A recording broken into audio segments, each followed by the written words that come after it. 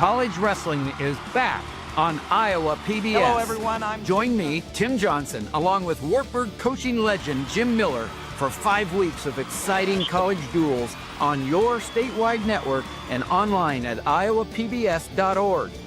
Our next matchup, the Battle of the Birds, features Minnesota's Augsburg University taking on Wartburg in Waverly. Let's go. Thursday night at 7 on Iowa PBS. Attention all campers. Keith Murphy. What I do have are a very particular set of skills. Skills I have acquired over a very long career. Andy Fales. I'm telling you straight, it's my way or the highway. Powered by AD. Just a bit outside. Murph and Andy. Proudly presented by Ramsey Subaru and BMW of Des Moines. Live and on demand across Iowa everywhere from the Channel Seed Studios. Murph and Andy. Connected by Cellular Advantage. All right, let's do it. Welcome to Murph and Andy on a fun Friday. I am live in Tempe, Arizona. Andy live in West Des Moines. AD is live in Urbandale, and I'm outside this time. I took enough abuse about the curtain behind me. A little warmer today, so I'm sitting in the sun in a sweater. It does still look like it's chilly. What you got over there? It's chilly. It's in the 50s, but it's directly in the sun. It's not bad. That is not Arizona as advertised, right? I mean, apparently that's just the way it is in the United States. It seems like almost somebody flipped the map upside down a few weeks ago. What? I mean, like the South is getting all the snow and cold, and we've gotten plenty of cold. We just haven't had the snow. We've been here since Tuesday when we first got here, and it was unseasonably cold, and people are freaking out about how cold it is here. And then we saw like what it's like in Alabama and Texas and Valdosta, Florida. where I went to college, and Florida. Destin, 10 inches of snow in Florida Pensacola. on the beach, yes, snowy So beach. We'll take this. Yes, it's cooler than it usually is, but no complaints, and just really glad to be here today. And I see that over in the comments, on the YouTube comments, Chris Hassel is currently in there and taking questions and feedback from people. So we'll see how that goes. I've seen a couple of posts from Chris. Good. We make our own rules. We do what we want. Yeah, well, I mean, we can't monitor that real closely when we're doing a show, right? No. Get onto the keyboard. So Chris is doing us a solid here. Although we are going to keep an eye on what he actually says. This could run off the tracks real soon. It will run off the tracks real soon. So we before we get into what's going on here today, we took a climb up what's known as a mountain. All right, how do I turn it? I keep beeping. I'm in some kind of text chain. I got to figure out how to stop I got this. the same thing too. Oh, you got the dinging going? Yeah, it's All right, in my ear. I got to silence do not it. disturb. There you go. Okay, All yeah, right. because I can tell this is going to be one of those text chains. It's going to go and go and go. Anyway, we climbed up a mountain this morning. Wait. Is that like the A mountain or is it just a mountain? It's the A mountain because there's a big A on top of it. Oh, like the A is for, what is the A for? Arizona State, I guess. I don't know. What? I don't know. But see, so when Arizona State plays Arizona, the Wildcats come over here and paint the A blue. And rivals come over they're here allowed and to do paint that? this big A. Yeah, well, they did it. So we climbed up the top there today. That's the most exercise I think I've had on vacation, just going up there and back. And it's here's There it the is. A. Yeah, That's the A. That's a mountain? Well, it's kind of a small mountain, but Yeah, the cacti on the left there kind of lends some perspective. when we walked back down, there was a track team that was running sprints up yeah. the side, and Chris Williams just immediately says, like, hey, you guys need a new coach, man. This guy is too hard on you. And they're all like nodding. But I think this is probably where Cam Scadaboo got the legs, just sprinting up that and down. mountain. Yeah, it's better to do the stairs at Carver Hawkeye Arena. And it's also where he learned to puke and rally, I'm sure, because there's probably quite a bit of puke up on that mountain. So there's a wide view of the A. So There Andy, you go. went to the top. It's a gentle slope. Do you think that's more of a mole or a mountain? A mole? Molehill or a mountain? I mean, if it was in Iowa, it would absolutely be a mountain. Okay. Arizona definitely has real mountains. I don't know. I mean, yeah, it looks like a mountain, I guess. So we're an hour behind you this time of year. So the show started at noon here, Arizona time. And we slept in a little bit because we were out late last night. Scott Long and his fiancee Karen is here, and Chris Williams and Smashley Williams, they arrived last night. And we were out late, so I slept in. I woke up, and I'm not exaggerating, I woke up to 68 text messages today. And they were about various things, but mostly they were about Travis Justice resigned on the air today during the morning rush. Yeah, I still get up pretty early, but not as early as I used to. And I had, I don't know, right. like 28 text messages. The rest of these guys are all now up earlier than I am. And so I had to, you got to go all the way back to the beginning. I hate doing that. You got to all right, where's the beginning of this thing? You got to go all the way back and then read your way down, and you eventually figure out what's going on. But yeah, Travis Justice, who has been at KXNO nearly as long as we were there, Murph. I think 14 and a half years, he said. He resigned this morning toward the end of his show. And I kind of like how he did it too, honestly. I'm gonna give him a shout out for the way that he did it. So back in November, they fired his on-air partner Ross Peterson, and they're close friends, have been for a long time. People were upset at the end of the week, at the end of the show. Just a real cowardly way to do it. To give me your key card, you're out. Didn't get to say anything on the air. Didn't get to say goodbye. And Ross had been on the show for a really long time. Been on the air for a long time there. More than 20 years over in the building. Yeah, loyal employee. Didn't get to say anything about it. And so Travis basically said, "Look, he never got to." Have a last word. He never got to say his piece, got to say goodbye. Thank you to the listeners. And I made up my mind I would never let that happen to me, or wasn't going to let that happen to me. And so I'm going to tell you right now, in my own terms, this is it for me. I'm resigning. I'm finished. And then I felt a little bad for Sean Roberts, who had no idea. I don't think anybody. We didn't know this was coming, and nobody knew. And if you're truly going to keep a secret, though, you have to keep a really tight circle, like maybe your wife. It's hard. It's hard to keep a secret like that. Yeah. So, but Sean is just kind of. I listened to the air check, and he was just dumbfounded. Had no idea it was happening. And I think we all kind of felt bad for Sean, but at the same time, I understand that why Travis is doing what he was doing, and in the greater scheme of things, we understand what is going on at places like KXNO, like iHeart radio stations all across the country, and not just radio stations, but TV stations too, and newspapers. And as media is, the way we consume all media is just changed. Every single type of media, think about it. Every single type of media is consumed in a radically different way than it was 20 years ago. Every type. And this, this is inevitable. This was going to happen to Travis eventually. He said that it was going to happen sooner or later. We all felt that when we were there. So you want to negotiate your own exit terms, and that's what he did. Go out on your own terms. Yeah. So, and Travis has been our friend for a long time.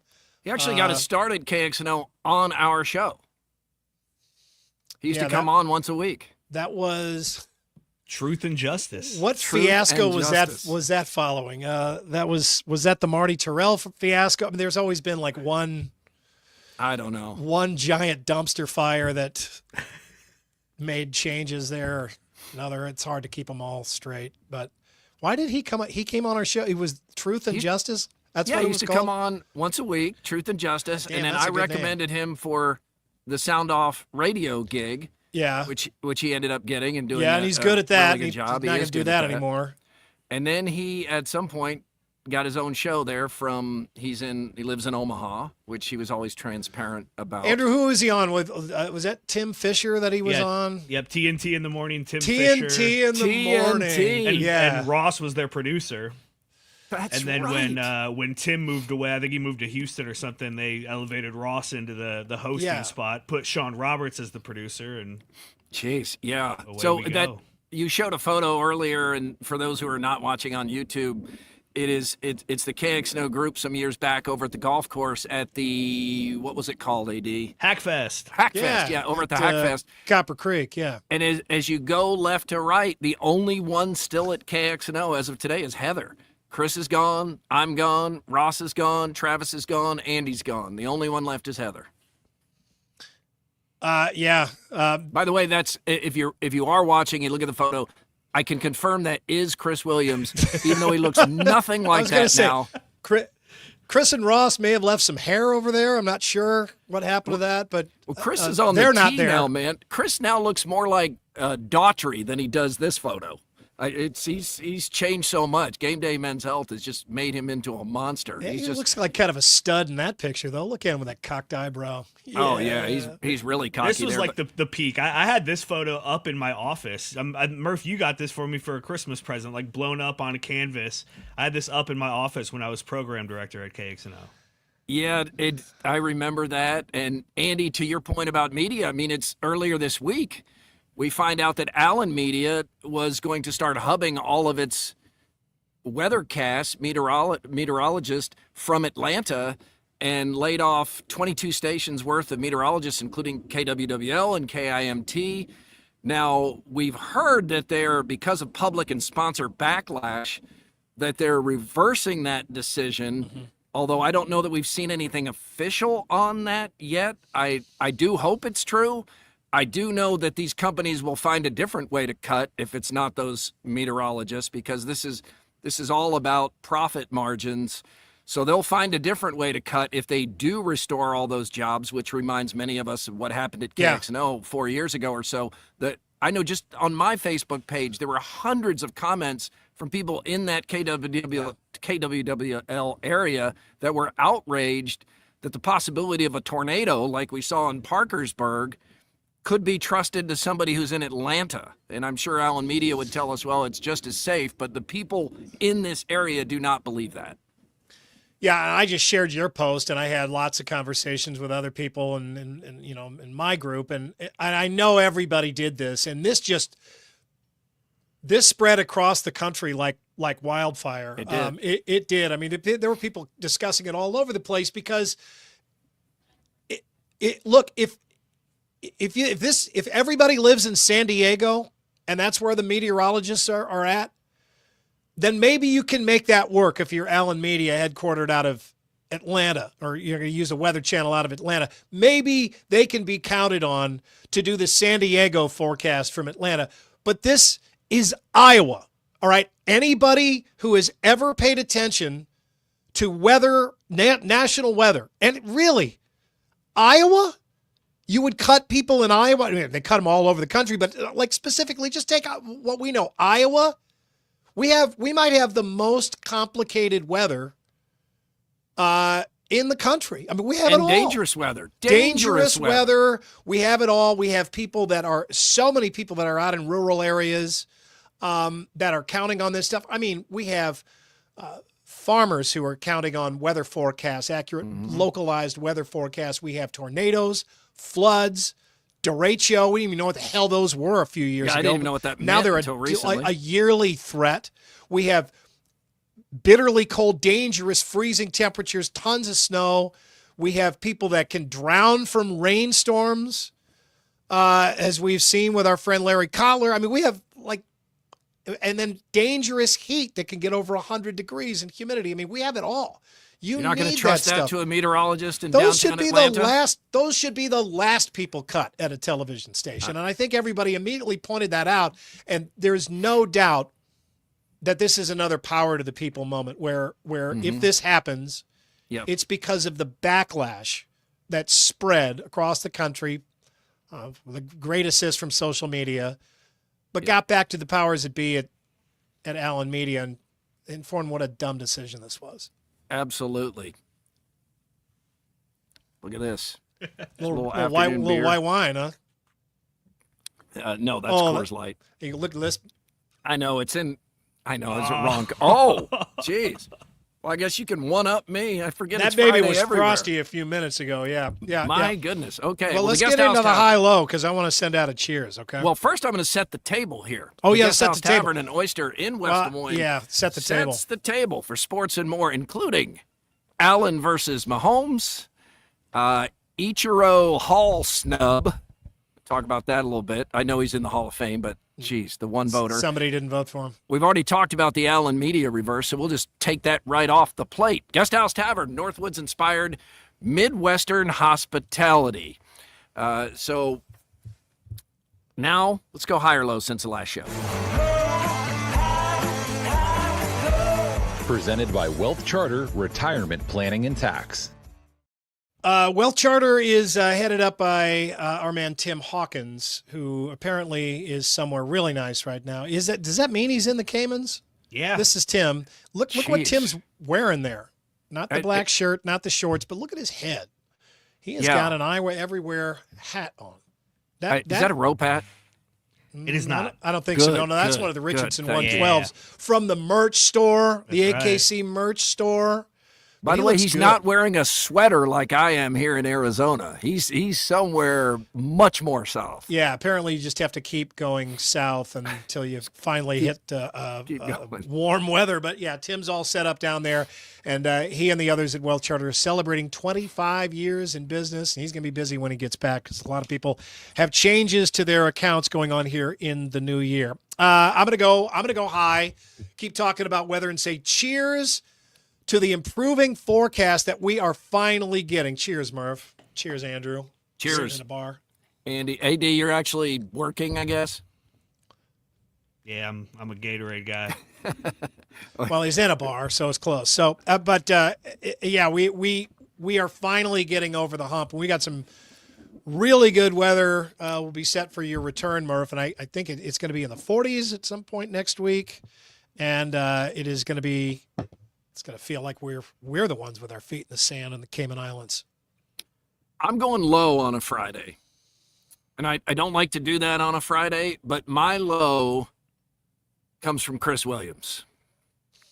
So yesterday, we're waiting for Chris Williams and his wife, Smashley, to join us here. And for those of you who don't know, Chris Williams' wife, Ashley, is a veterinarian. So Jenny and I are here. And there's a photo for those on YouTube. There's Chris and that's the Williamses. Yep, the Williamses.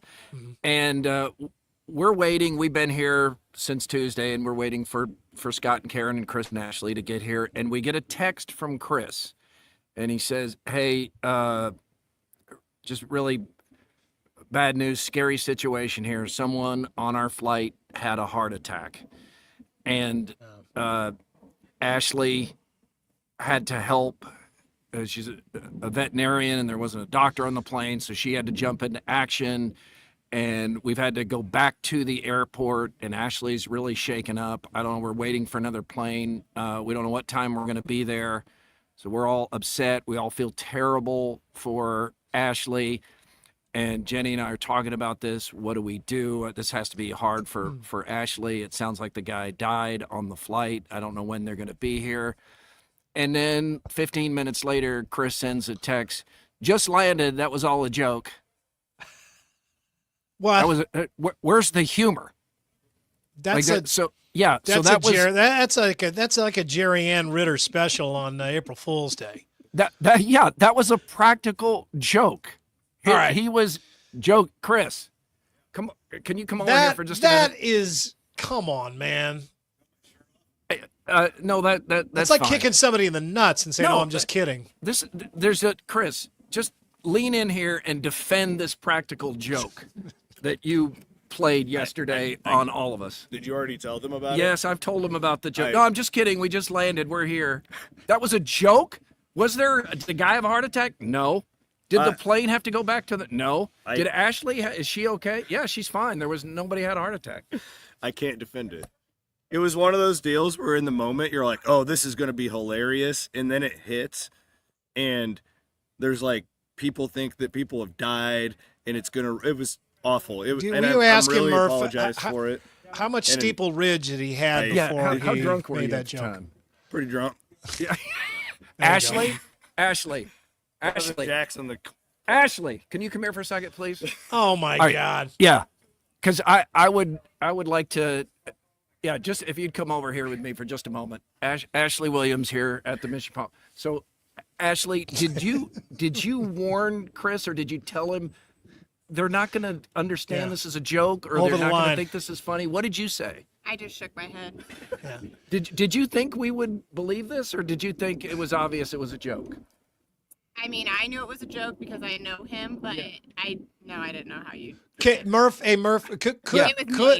Question for Ashley. Okay, question for Ashley. Could she actually help somebody who was having a heart attack with her skills as a veterinarian? Could you actually, as a veterinarian, help somebody who's having a heart attack? Legally, no. Legally, no. Well, how about illegally? I would try to assist. Yeah, a little bit. like any citizen, Yes, if you were the yes, option, you would try. Yeah. But you're not supposed to jump in. Wait, would she like instinctively elevate his tail? Yeah, would you first? instinctively elevate his tail? She liked that, That would Andy. help at a heart attack. All right, so when the reaction started pouring in from all of us, like, Chris, this is not funny. We were really. Did you just keep looking at him and nodding? Like, I told you. I just said that was mean. Yeah. So that's my low. Thank you, Ashley. That's my low. Chris thought, yeah, it's a Jerry and Ritter April Fool's joke. Hey, yeah, my husband died. Yeah, you What? lost your job. April Fool's. He's not really dead. Well, Ashley is very tolerant. Clearly, she knew what she was getting into when she married him. But man, if I ever did that, Kahala I would be shit listed for a month. She would be so mad at me. Andy, it never crossed our mind. Not even once did we even say, like, yeah, do you think it's a joke? Do you think he's kidding? Because it had such detail that we had to turn the plane around. Did you remind him of the boy who cried wolf? Oh, God, yeah. It So didn't turn anyway, out well for him. that happened. You can email Murph_Andy at iowaeverywhere.com. Interact as Chris Hassel has been doing on YouTube. It's all powered by the Cellular Advantage, powering me up right now with 35 regional locations. Proud partner with U.S. Cellular since 1993. Let's get the buzz. The Buzz. Brought to you by Logier Heating and Cooling. NFL Championship weekend. Got the AFC and NFC Championship game. Bills, Chiefs, Commanders, Eagles. No doubt the marquee is the Bills, Chiefs for most people. I'm ready for this. This has been a collision course that's been happening the entire season, and it's been it's like Patriots Colts back in the day. This is a great playoff rivalry. Yeah, it is. I think I have two totally different mindsets for each one of these games. I am cautious in how I feel about the Bills Chiefs. I would really like to see the Bills win this game. I think they're going to. I feel like most of Americans feel that way. The Chiefs they have the Bills number. They're so good in this situation. I can't bet against the Chiefs. I think the Chiefs will win. You do think the Chiefs will win, okay? It is in Kansas City. I do. I do. And I hope I'm wrong. I would really like to see the Bills win and then win the Super Bowl. I don't want to see them lose another Super Bowl, God forbid. But I'm cautiously – the Bills are playing really well. I'm cautiously optimistic. But with the other game, the Commanders and the Eagles, I'm curious about this game. I mean, I'm genuinely curious. But this team played so well at Detroit. Detroit didn't play well, but, I mean, they really played well. That is a proud franchise, at least it was at one point, a great fan base. It really is. And they have been through the shitter with that horrible owner. And the NFL is better when the team in Washington is good. It is. And they really look like this year's hot team, and that's always interesting in any playoff. And I think everybody's kind of sick of the Eagles too. So I'm interested to see this game. Now, Saquon Barkley, he's been magnificent. Oh my God, he's been so good. The Eagles are good. I mean, they're really good. They've got they're you could argue they're kind of the Chiefs of the NFC right now in the last 10, 15 years, whatever. But I mean, these are two interesting games. They're definitely interesting. There's a famous post that gets passed around. It's from Freezing Cold Takes, and it's when Jaden Daniels left Arizona State here in Tempe, as he was the quarterback here for a couple of years, and it's some version of, well, good luck to you. You weren't much good anyway. And he goes on to win the Heisman Trophy at LSU. And he was spectacular last week. He's so unflappable.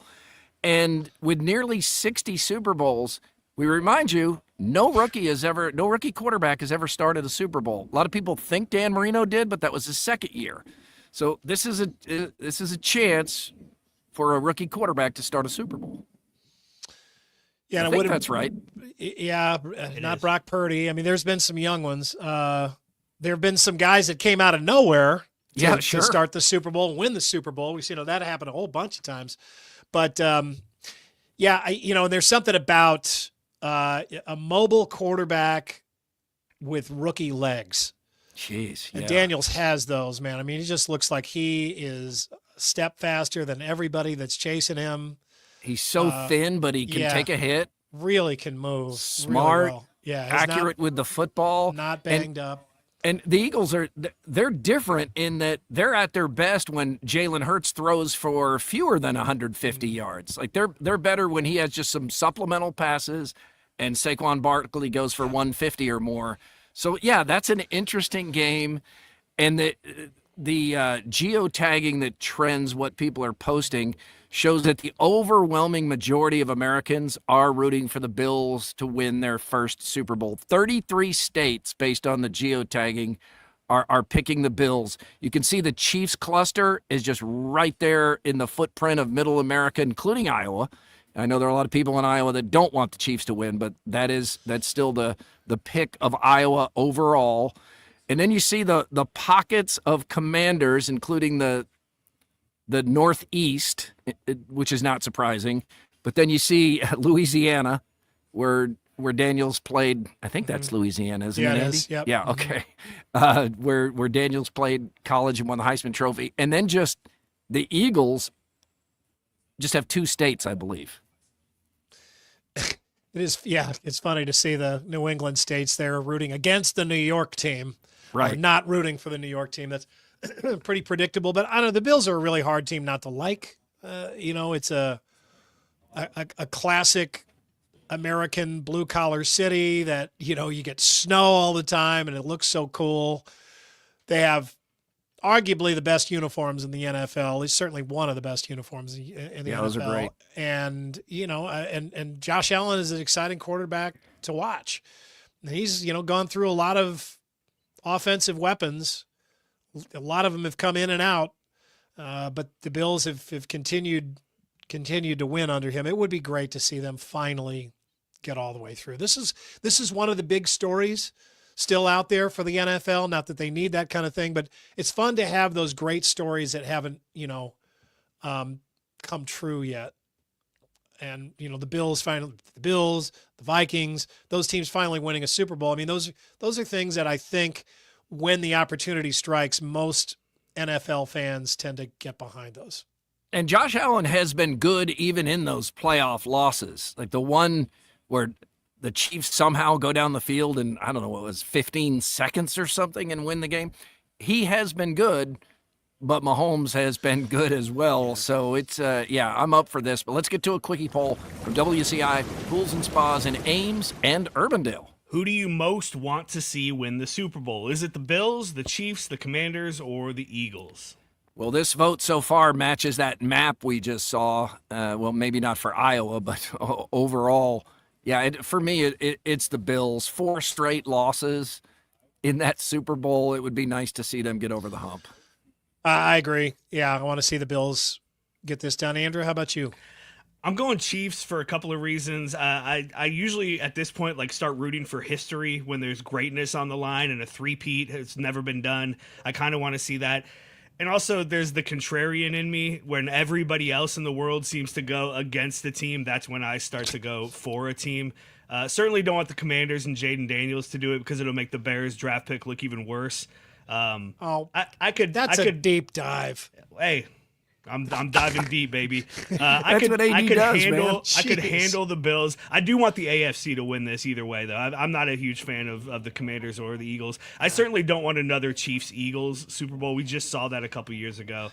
That's the least interesting matchup, I think. Hey, I'm going back for a moment here. AD, you might have already put this up, but I'm sitting in the sun. How bad is a practical joke when you are called out by Chris Hassel? Holy hell. That's not just a bad joke. That's not a joke at all. Williams should be ashamed of himself. Like, that's bad. I was just about to launch into a story. I've told you guys before about how we were trying to get onto the plane in Cancun the one time, and an old man was getting on, and he had a heart attack. And we stood in the tunnel going out to the plane for an hour and a half. And they couldn't get a stretcher that would fit onto the plane that they could get off the plane. Like the Mexican EMTs didn't have the right stuff at the airport, so they had to like go send for another one. It just took forever. And everybody stand there. We all missed our connecting flights. Everybody was screwed. But it was like the serious situation. I mean, they stopped everything. Nobody could go anywhere. And then when the man and everybody's like pissed at this guy. And then when they finally wheel him off, everyone felt terrible because he was just frail old man, and his poor wife is with him, and she's worried sick. And they bring them off. They finally are able to get them out of the plane, but I mean they couldn't do anything about it. I was about to share that story. Ultimately, I did anyway. Yeah, but I mean, I was going to be like, "Oh man, I've been there, Chris." Yeah, Man. and then you find out he was just and didn't even bullshitting. tell us right away. Like, we're all feeling bad, wondering what to do, and then suddenly a text comes in. It just landed. See you shortly. And the airport is 10 to 15 minutes from here tops.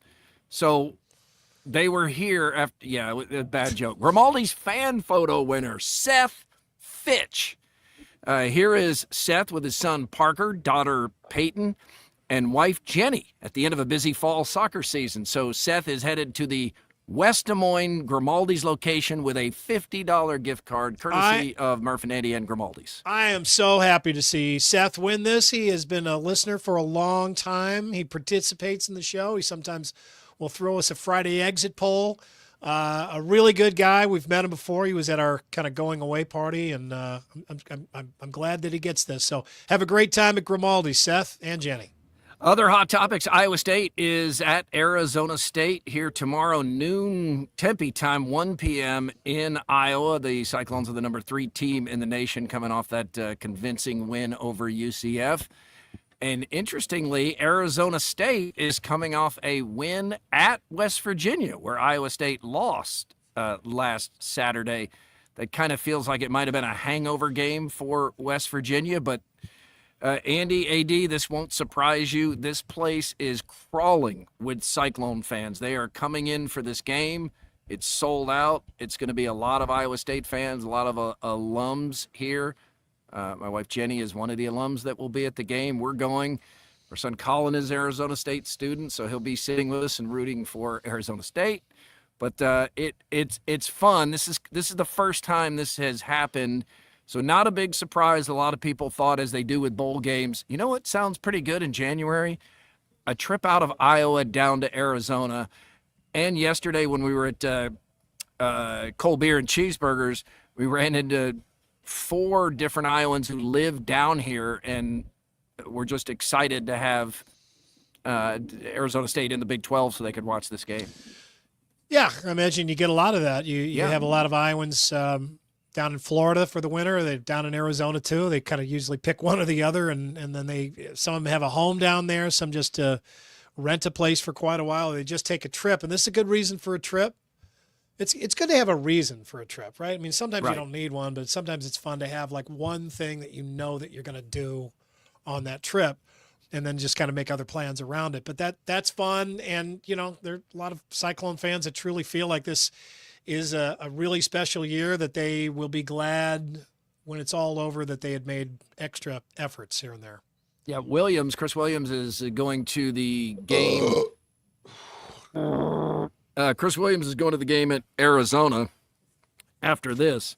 We're going back to Des Moines, to sound off and all that. We're going back early Sunday. But Ashley is coming with us. So really looking forward to sending Chris Williams a text message that we just got word we're about to hit a mountain in the airplane. So we just wanted to say some final goodbyes and here's some final thoughts, Chris. And then, we're just kidding. We're not all about to die. So looking forward to a practical joke. I mean, he's pretty much set himself up for something, right? Some payback in the future. I know. Penn State at Iowa. That's men's basketball game. Is that tonight? Yeah. Yes. Mm-hmm. Okay. Penn State at Iowa.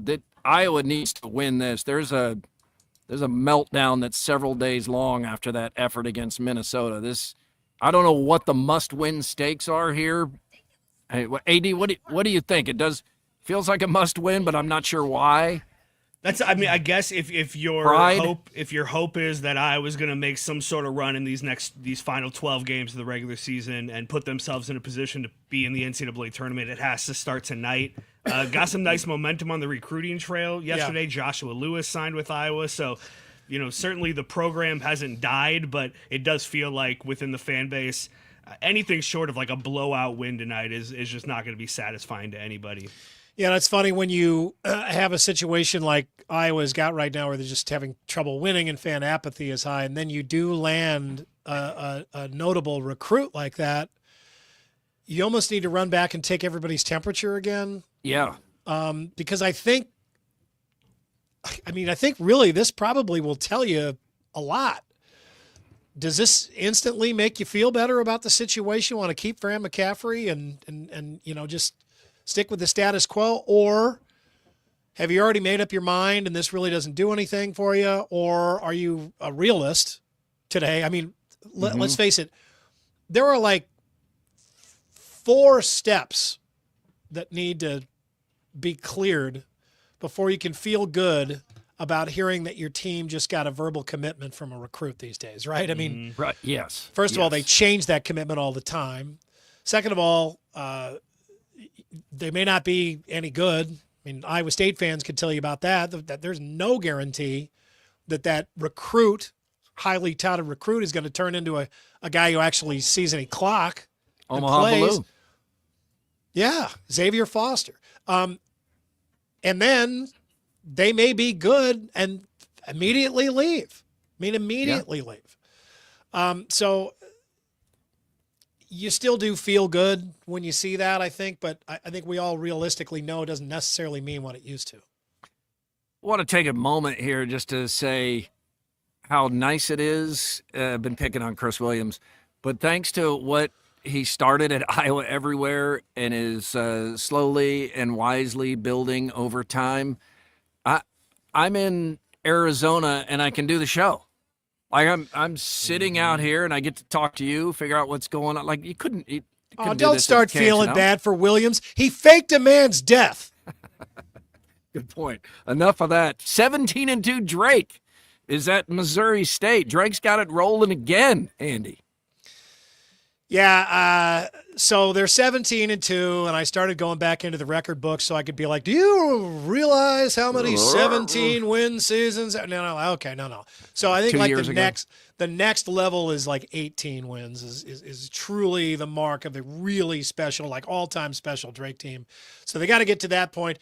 Missouri State is, I believe, on its way out of the Valley. I can't keep track of the Valley anymore. Yeah, they want to move out for football. Moving. Yeah, jeez. Yeah, so they can play in a bigger football conference, and it just doesn't make any sense. And there are a lot of people that are like, what? There's some rich donors there that want to do it.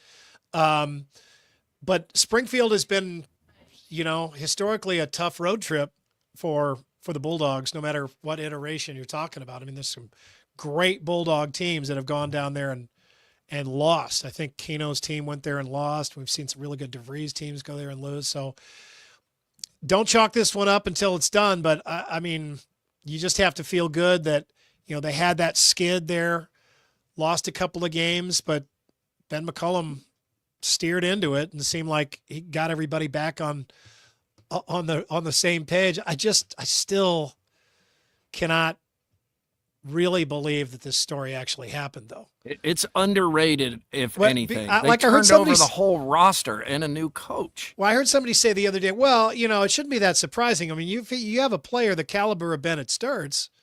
He was playing in Division II. Dude, anybody in the country could have had Bennett Sturts. They didn't get lucky. No. They gave him a chance. I mean, it's coached. incredibly fortunate that he's turned out this well, but, I mean, making it sound like it's, fluky that they landed Bennett Sturts. Ichiro Suzuki, one short of unanimous into the Baseball Hall of Fame, and I bring this up just because these votes need to be public. There are a lot of people are trying to figure out who voted no. Like, if you watched Ichiro Suzuki, if you watched him play baseball, even going back to how great he was in Japan, and then what he did in the major leagues, that is a first ballot Hall of Famer. Who is the one person who thought, you know what, I've got to be a contrarian here. I got to say no. And then you're reminded that Hank Aaron had 9 people that said, I just don't see Hank Aaron as a first ballot Hall of Famer. Babe Ruth had 11 jackasses who were like, yeah, Babe Ruth. I mean, he's pretty good, but not a first ballot Hall of Famer. Willie Mays, arguably the greatest all-around Major League Baseball player of all time, had 23 idiots or racists or something. I don't know what they were, but 23 people said, Willie Mays didn't show me maybe enough. Eventually, but not on the first ballot. Not the first. Willie Mays, I mean, how good was he? This is ridiculous, and Ichiro's not as egregious as Hank Aaron, Babe Ruth, or Willie Mays, but who the hell looked at what he did and said, I think Ichiro needs to wait a year or two here. He just wasn't good enough. Ichiro was a throwback player. So great. He was so great, and he, I mean, kind of in the same way. He was just, he could do, he just didn't hit for power. That was the only thing he didn't do, and he just didn't want to. So it didn't matter. Guy slapped the ball all over the field, incredible base runner, and just an unbelievable fielder. Such a smooth, perfect fielder. Great arm. Great arm, did everything out there. And it was kind of funny because, in Seattle, he was a god.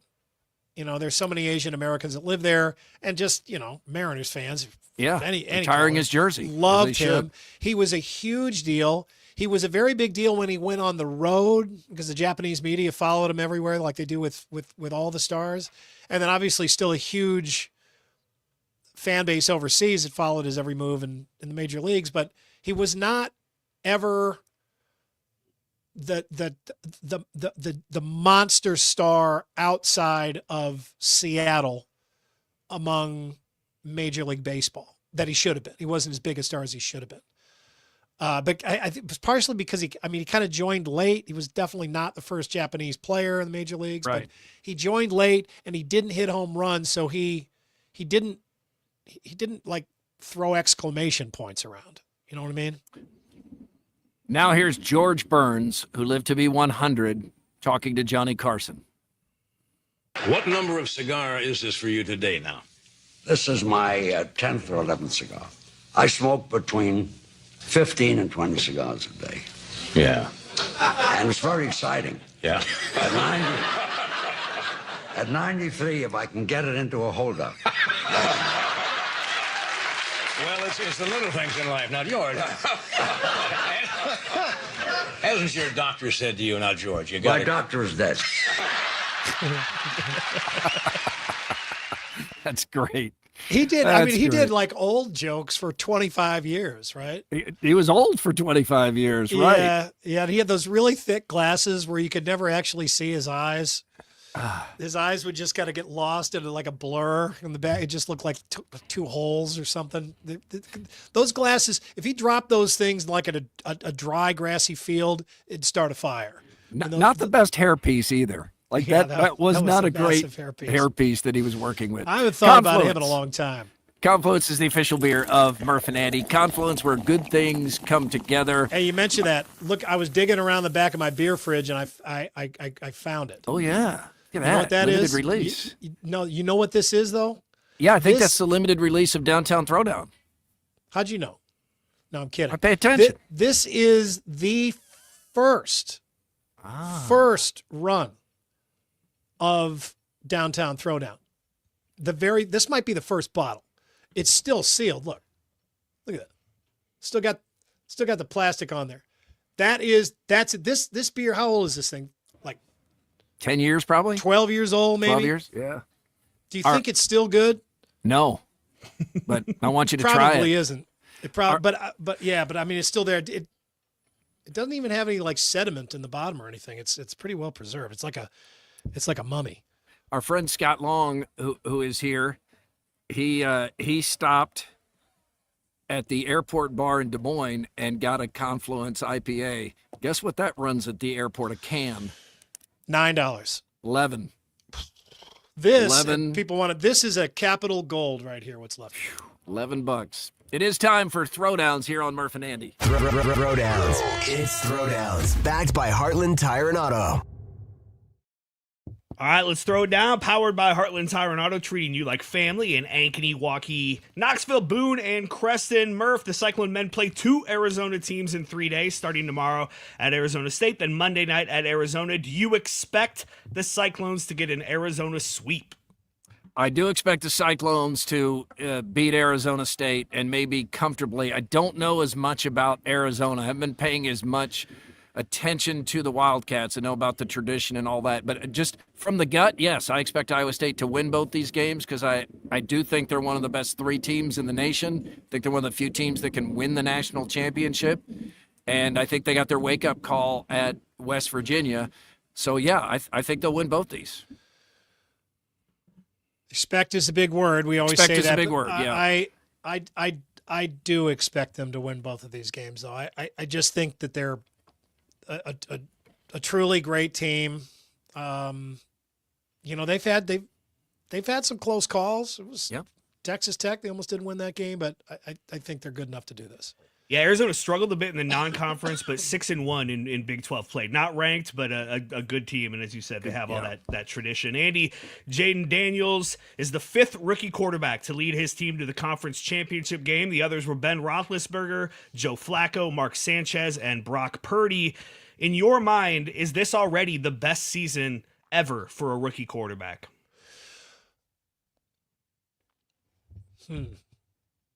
I guess that doesn't immediately jump to mind. Winning wise, getting into the title game, you'd have to say yes. I don't know. I haven't looked at all the other numbers of the other quarterbacks that made an incredible splash as a rookie, but it's damn close. I mean, that's all you're really trying to do. I mean, he was, what was he picked? 2nd overall? Yep. So that was a terrible team that took him, and he's turned this team into an NFC title game contender. I'll say yes, though I don't have the info in front of me. I think it is, and I think it is for one main reason, which is turning that whole franchise around, which has really been struggling the past couple of decades. But he has been pinpoint accurate with his passing, and he is a threat to go the distance running the football at any time. So he's accurate. He hasn't thrown many picks. He takes care of the football. He's a great leader. I mean, the one that jumps to my mind all the time is Dan Marino, but I have to remind myself that was actually his 2nd season when he put up all those numbers. So I think it's the greatest rookie season, even allowing for how much the game has evolved to favor passing offense. Yeah, Mahomes' first season where he played was a great season, but that was his 2nd season as well. Good example. A lot of people saying he's the more dangerous quarterback in the matchup with Jalen Hurts, and Jalen Hurts is a perennial MVP type candidate. Murph, on his weekly Sunday night podcast, Bill Simmons dropped a major spoiler about the show Landman. Now, he said since it was a full week after the show aired, he's in the clear, but many people, myself included, had a major plot point spoiled while listening to this podcast. How long after the release of a show should you wait before spoiling? I think you need to wait like 6 months to a year. Bill Simmons is absolutely wrong for this. I feel like he probably knows he's wrong, And he should issue like a public apology about this. Not since Chris Williams said a man had a heart attack and might have died on an airplane and they had to go back to the gate and his wife was all shaken up by the emergency medical procedure she had to give this man. Has anything been thought out less well than this? Bill Simmons knows better than this. Like Jenny and I think there are a lot of people that do this. We stack shows up because once we start, we want to watch them back to back to back sometimes. So if something is only released once a week, we'll wait for it, to get 8 or 10 deep before we even start that season so that we can binge. This is not enough time to be releasing a major plot point. I mean, I'm going to say a year. I would agree with that, and you're right. I mean, Bill Simmons knows better than this. I mean, in this day and age of streaming, just because people can watch something at any time they want doesn't mean they've done it yet, right? I mean, you have to wait. You have to wait for a while, and it sucks to have a plot point spoiled for you. I mean, it really does. It changes everything. It's like being a sports fan and finding out the final score, who won or what's going to, I mean, it does, nothing is the same after that. I mean, you're watching the show a completely different way. I mean, I love rewatching shows that I already know I know what's going to happen, but I'm watching them in a different way. I mean, that first time that you're going through and you really don't know what's going to happen and you're truly interested, to have that taken away from you is rough. Yeah, I listen to that NFL recap podcast he does every Sunday night. I listen Monday morning, so I'm in the shower, and I was like, what?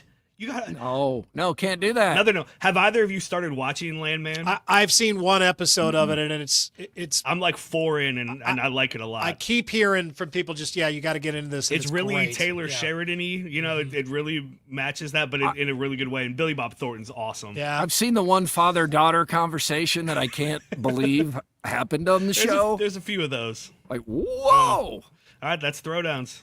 All right, I was looking forward to being here for the entire show. This is fun. I can hear you. I can see you. It's a beautiful day. I have a cold beer, so I thought I would be here the entire time. But then I remembered something, and that's why I'll tap out now. It's time for Scott School. Scott School, Scott School, Scott School is cool. Yeah. What a dick he is. That was really mean. Let's talk about him. There are people who watch the show just for him. Now they tuned out.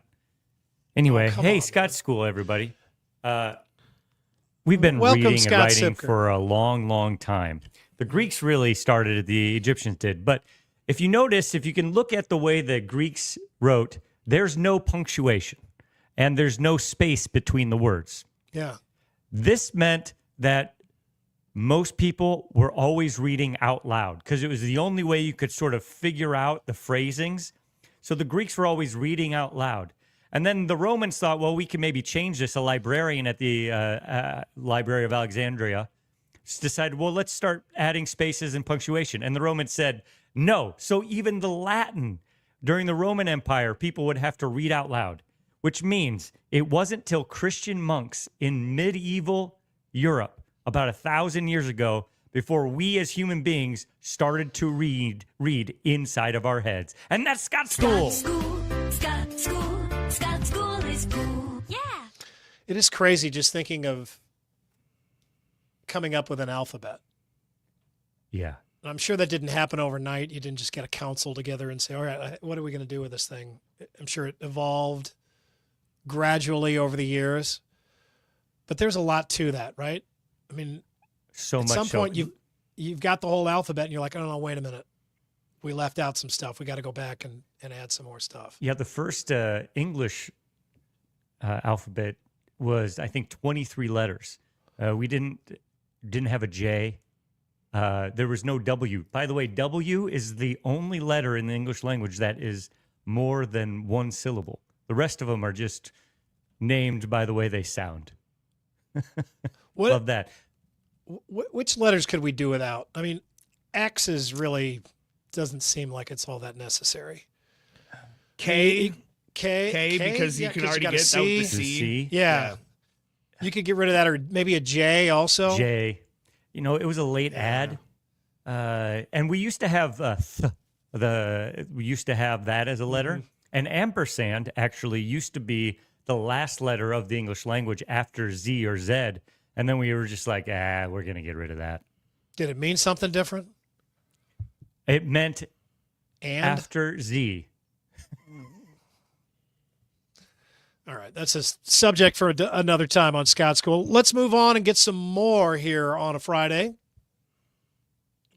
But wait, there's more from Either Or Eatery and Patio. We were going to let Scott talk about the Bills there for a second. Well, we certainly can. I just want to give a shout out because I just finished my bottle of Steeple Ridge. That, with the nice bottle that's got the Iowa everywhere on the back. And I was going to have Keith etched. Can he put in a word to Chris Williams that I need another bottle? But then he ran off. Well, there's plenty out on the shelves. I can tell you that. I've seen it all around Des Moines lately.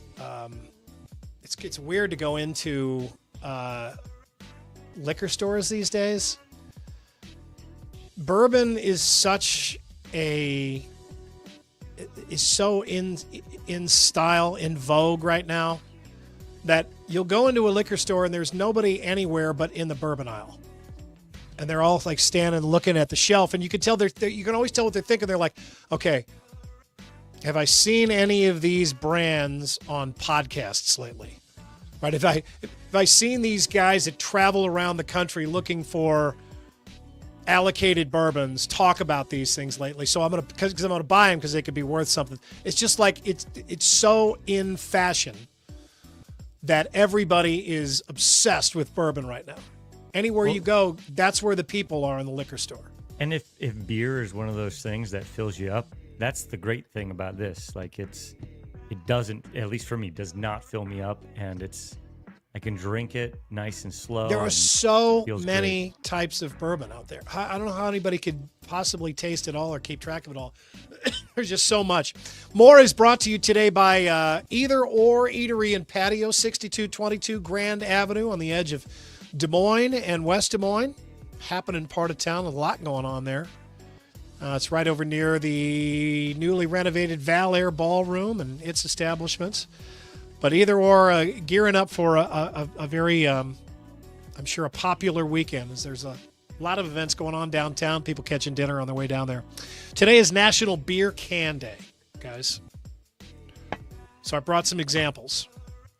Either one of you remember this type of can? That's a can of Rhinelander beer. I've seen it, but I don't remember. The pull tabs? Just a little too young for me, but Mad Men put that back square into my memory. I think Mad Men even had like the church key where they had to use the church key to open it. They didn't even have the tab. I had that for like High C, like that you had like cans of like High C that you had to like pop both sides open. Yeah, but beer used to be that way, and people would just have that church key on them all the time. And I think actually the first beer cans were the cone tops. It was like there was like a top on it, and I think that had a actual bottle cap on it. Gone through all sorts of iterations. Here's another weird one. I got this RC Cola with Lou Brock, but RC didn't pay the licensing, so he doesn't have a Cardinals emblem on his hat. Look at that thing. Isn't that weird? Where that crazy. opened, you had to like pop this first. You had to push this button, and then it popped open.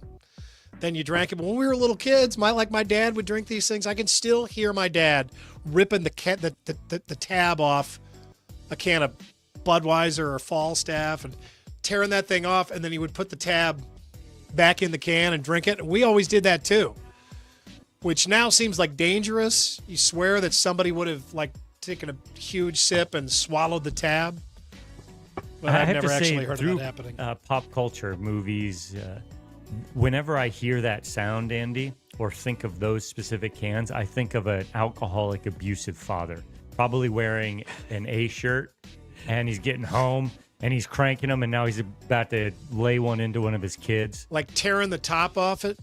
No, just this is what they did in a movie. It's like, pop it up. What is that Elijah Wood one with the little Red Rider or something?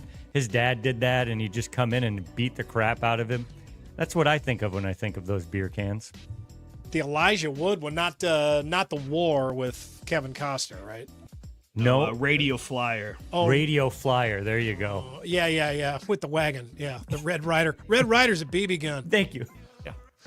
Okay, National Beer Can Day. Invented in 1935. It is still considered the best way to preserve beer. And that's where Confluence puts theirs. Put it in those cans. They keep for a long time. I am wondering about this bottle, though. Wonder if that is still good. How are we ever going to... We got to open that at some point. A live event. Maybe we should do a Murph and Andy live event. Overthinking. Mackenzie and I, we can open for you. And then open the original downtown We Throwdown? open the original one. We I should think do people that. would come to a live event. Still trying to figure out what happened up at Sailorville Marina the other night. This was Wednesday night. We listened to the scanner in the WHO 13 newsroom. There were a bunch of houseboats on fire there. I had been doing stories up at that marina for the past year, so I had some good contacts that got a hold of me right away and sent this picture. This is from Andy Knaus. There were, I think, 10 houseboats up in the dry dock area there that all burned. Parked really close together, so when one caught, the fire just jumped to the next one, and man, it just burned it out. There's nothing left of these things. There's nothing salvageable left. Just a huge mess there. And that marina has had a tough year. I mean, they raised prices. Prices are just ridiculously high there. They have a monopoly on that lake. They are the only marina that there is on Sailorville. They're the only one that the Army Corps of Engineers will allow on Sailorville. So they have no competition. Yeah. Yeah, it's privately owned by a company called Suntex Marinas out of Texas. Oh, they're not local. No. They own them all over the place, and I've seen all the numbers from the boat owners up there that have been upset and battling this all year, and their prices are significantly higher than they are at Sailorville than they are at Suntex Marinas and other places where they have competition. It's just crazy. So they're still trying to figure out whether or not this was intentionally set, if it was some kind of arson or something. But it did a hell of a lot of damage. I feel bad because, I mean, these guys, these houseboats, say what you will about Sailorville Lake. I mean, these guys make the most of it. They go out there and they have a really, really good time. They live there basically the summer. It's like their second house. All right, guys. We all remember Joe Exotic, right? Guess what, motherfucker? Yeah, Joe Exotic, right? Yeah. More than 1,500 criminals got a pardon from President Trump this week, but Joe Exotic was not one of them, and he is pissed.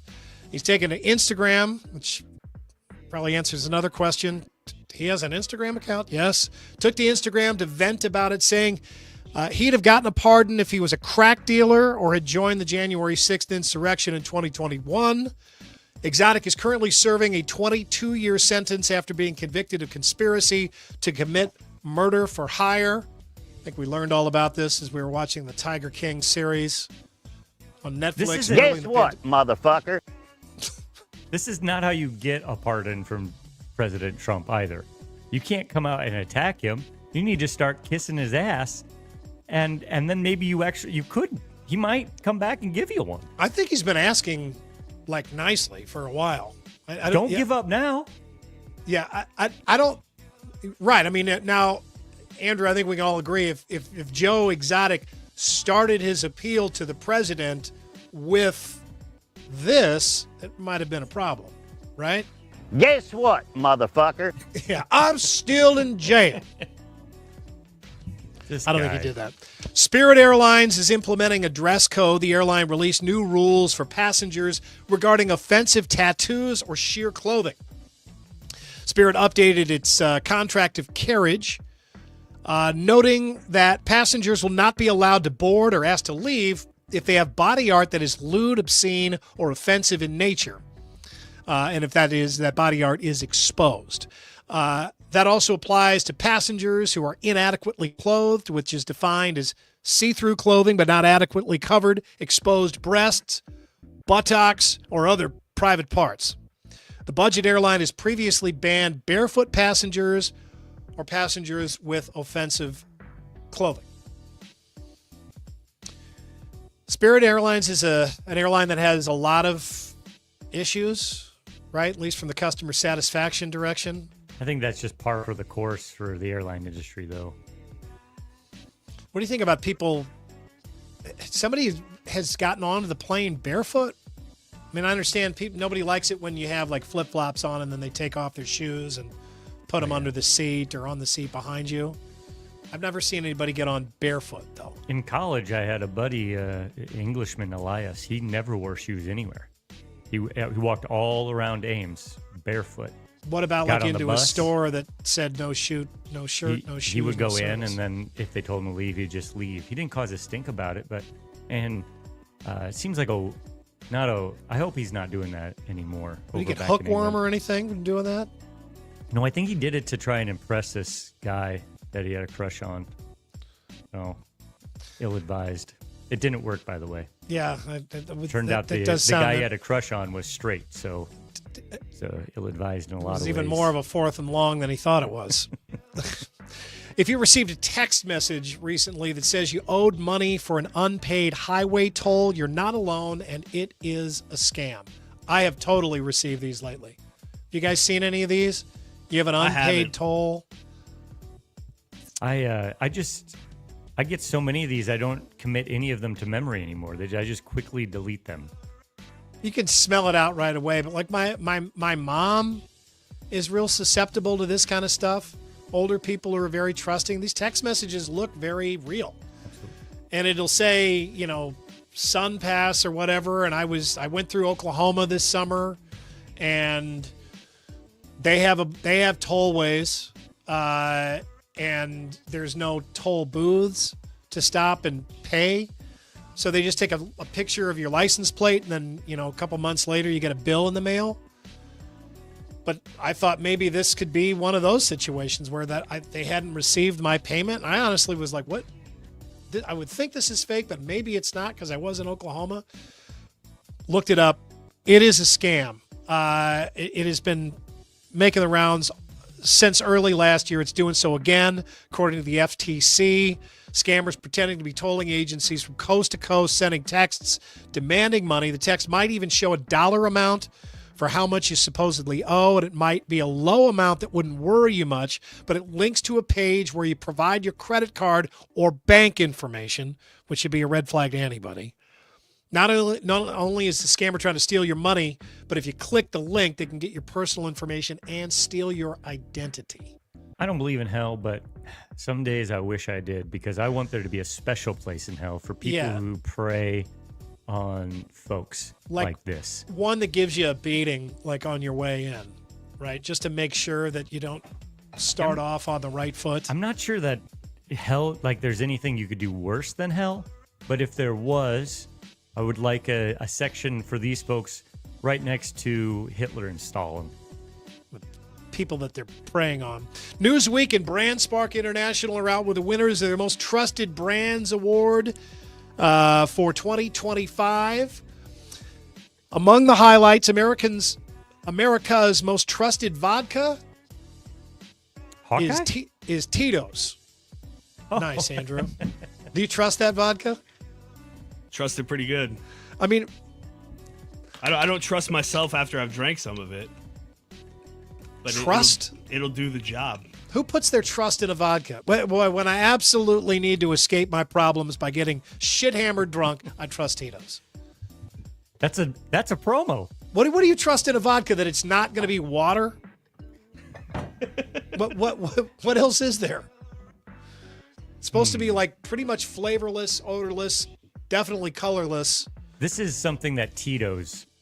This is a survey that Tito's did. Because nobody is like, you know what we're going to do? We're going to survey the American people to find out what vodka they trust the most. Tito's is a good vodka. Yeah, it's fine. It's vodka. Yeah, it's good. Yeah, it's got a nice shiny cap. Got a good name. It was like Kraft when it started out. I think one of the big manufacturers actually makes it now. And I think they use Iowa corn in it. Iowa corn in much of the vodka in the world. I've always Tito's. It took me the longest time because I'm not a big vodka or tequila drinker, but I always thought Tito's was tequila. One, because it was called Tito's. Sounds and like then tequila. the branding is gold, and so I was like, because I think of vodka, I think of the Russians, but that was more of a German accent. But yeah, I think of the Russian, so I think more of like potato vodka or a yes, Stolichnaya. Gosh, yeah, more of that sounding of a name. All right, let's finish up with a game of Who's the Asshole. Here we go. This guy's name is Kevin, and here's his story. Andrew, you ready for this? Oh, yeah. We've lived in our new neighborhood for a little over a year now. We've become good friends with some of the neighbors, but I've noticed lately that one of the guys is always checking out my wife. He doesn't really say anything. He's just always looking her up and down and staring at her. She's attractive, so I get it, but it's still a little weird. Finally, the other night, I thought I'd give him a taste of his own medicine, and I started staring at his wife.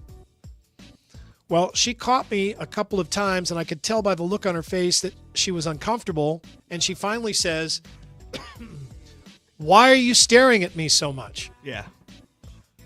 Well, I didn't know quite what to say, and I just blurted out, "I was just doing what he's always doing." And then he says, "What am I always doing?" And I say, "You're always checking out my wife." Scott's about to hide under his desk. Hang on, this keeps going.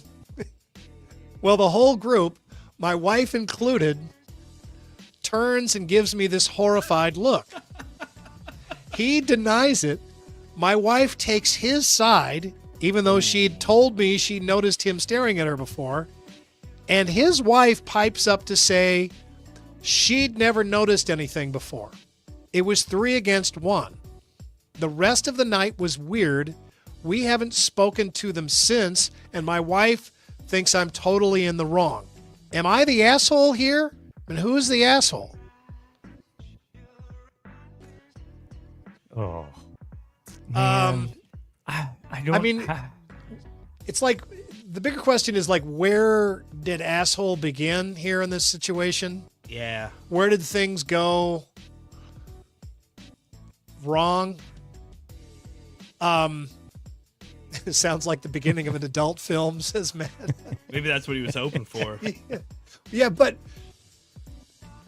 so the guy shouldn't. I mean, he could find a better answer. Like, why are you staring at?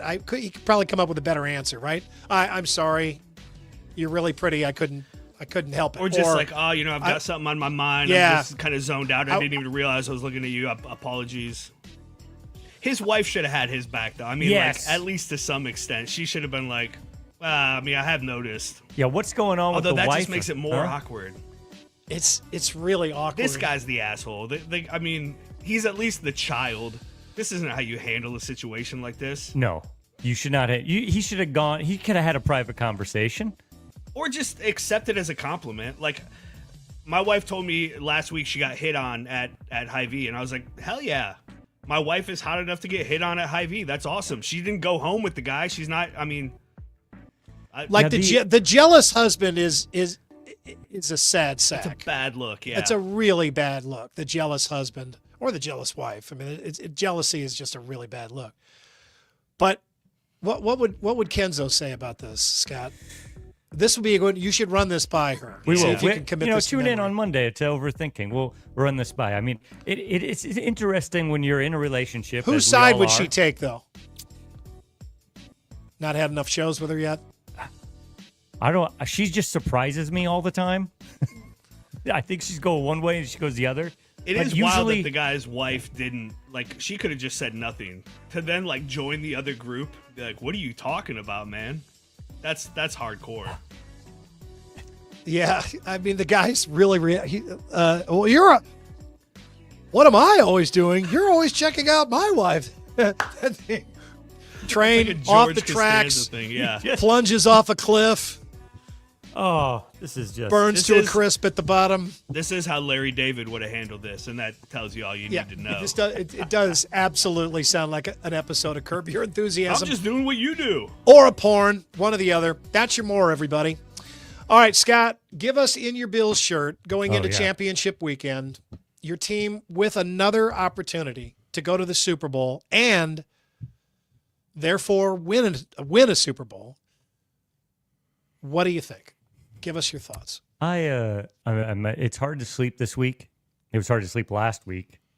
I know how ridiculous that is, but I'm as much as the Bills have really customized themselves to be able to win against the Chiefs, which they do in the regular season all the time.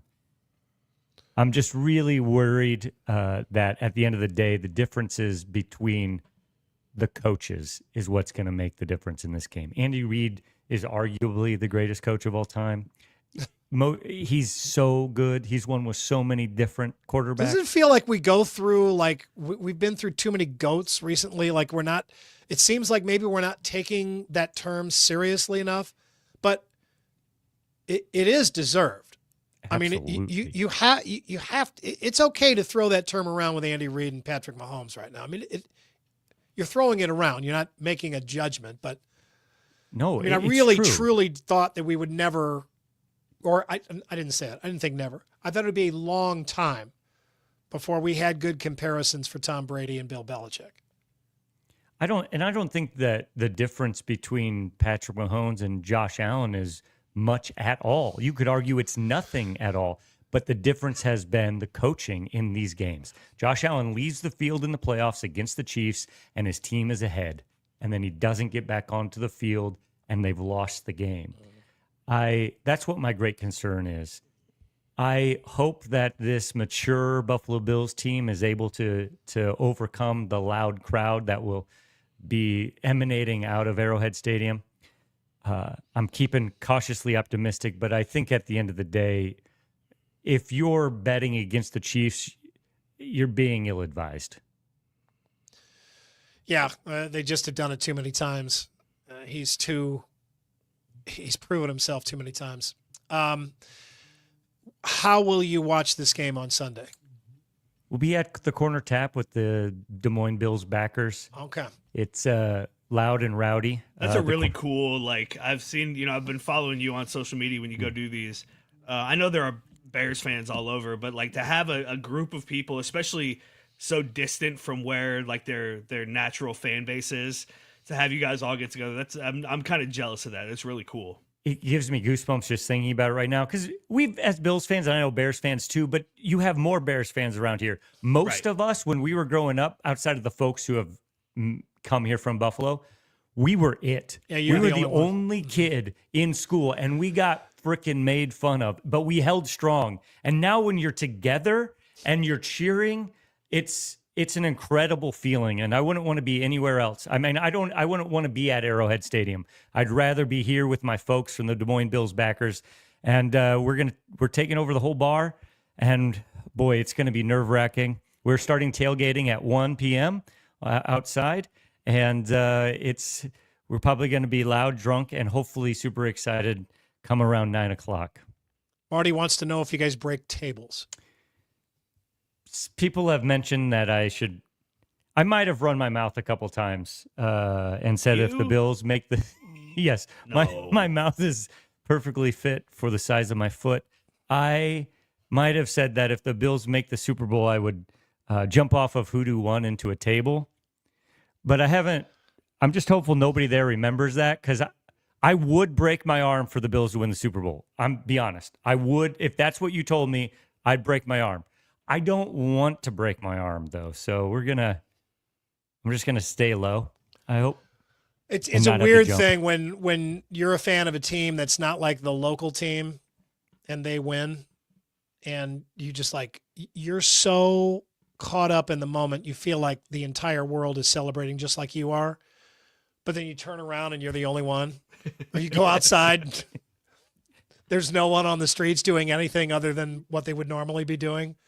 That's completely happened to me a whole bunch of times. Oh, yeah. Which is what is so special about being in a place like this, the home city or state of winning team, and being there and just partying with everybody else. That's amazing. But no matter how far Iowa is from Buffalo, Scott, know that we will be with you in spirit on Sunday if the Bills win. Thank you so much. I have to say, embracing the Bills fans, and we do all the chanting and everything, but when we finally won last week, when Mark Andrews dropped that ball, the embraces, Andy. There were tears. This was just to get to the AFC title game, and we're just going to stay in the moment, one play at a time. Like how you've adopted the we. I can't help it. I can't. Yeah. It feels honestly true more than any other sports franchise. Or I went to Iowa State, and I say we, and that means like that's more honest, I suppose, more realistic. But from a practical point of view, I am we Bills Mafia. It just I rise and fall with them, and I hope that I actually never grow out of that. Well, I hope you're happy when we talk to you again on Monday. Scott Sipker there, and it's a Friday, so let's finish it off with a special round of the 80 Squared. Yeah, it's powered by Game Day Men's Health. You can find them in Ankeny. That's where I go each week. Went there yesterday to get my weekly testosterone shot. They're also in West Des Moines on University Avenue and in the eastern side of the state there in North Liberty. It is Friday, so some parental advisory is necessary here. None of these bleeps are necessary. It's all innocent conversation, but I have placed bleeps to make you hear things that aren't actually being said. What you hear is on you, not on us. Thank you to Jimmy Kimmel Live for the idea. It is This Week in Iowa Unnecessary Censorship. I in the shower like pretty much every day. Get that sucker cleared out.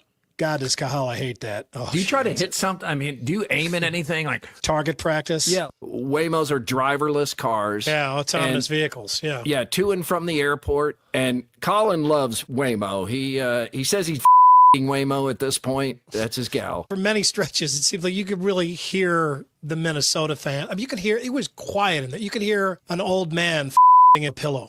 I mean, it was really quiet. This is like a new age theater where you have like recliners, right? Oh, Jesus. And they're my sucking God. back there like crazy. One of the girls is like straddling the guy. It wasn't X-rated. What? I'm not kidding. Over at WHO 13, there has been somebody sick in the newsroom to the point where I just thought, like, just come over and on me. Let's get this over with. Just come over here and put it on me. That is a lot of brand loyalty there. But you don't put your in the Lysol. I mean, it's a rule to live by. I think that was one of the 10 commandments, wasn't it? First day, they go over that. First day. Very nice, Andrew. Appreciate that. Game Days, Men's Health. Appreciate them as well. Guys, have a phenomenal weekend. Everybody does everything they want to do. We want to say thank you to Murph for taking time out of his vacation a couple times this week to join us, and Jenny for being patient. If anybody has any good ideas for how to get Chris Williams back, will you hit us up with a DM, please? We owe Williams some kind of major practical joke. Yeah, I mean, let's think of a really good one. If you've got a good idea, hit us up with that. We would love to do that. Thank you so much to all of our sponsors and to the listeners, and please do what you can for us to share the Murph and Andy Show and the Iowa Everywhere Network with your friends and family. Take a moment to show them how to pick us up, how to subscribe, do all that stuff. We would truly appreciate it. Have a fantastic weekend. We'll see you back here again on Monday.